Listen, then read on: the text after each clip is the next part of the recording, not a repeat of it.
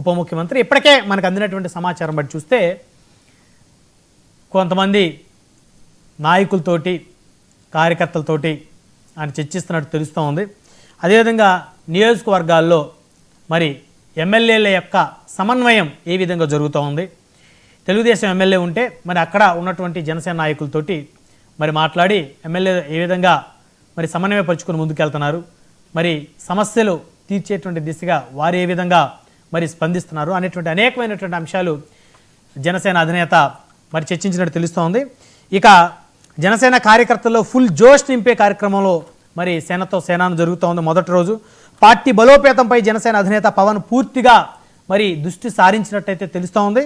ఇక విశాఖ సభ తర్వాత జనసేన పార్టీ నుంచి భారీగా చేరికలు ఉంటాయనేది కూడా ఒక చర్చ కూడా నడుస్తూ ఉంది. ప్రత్యేకించి ఉత్తరాంధ్రకు చెందినటువంటి వైఎస్ఆర్ కాంగ్రెస్ పార్టీకి చెందిన తాజా మాజీలు జనసేన వైపు చూస్తున్నారని ఈ 3 రోజుల సమావేశాలు ముగిసిన తర్వాత అంటే 30వ తారీఖున బహిరంగ సభ కేవలం కార్యకర్తలతోటి, సో ఆ సమావేశం సభ ముగిసిన తర్వాత జనసేన పార్టీలకు వైసీపీ నుంచి కూడా కొన్ని చేరికలు ఉంటాయనేటువంటి ఒక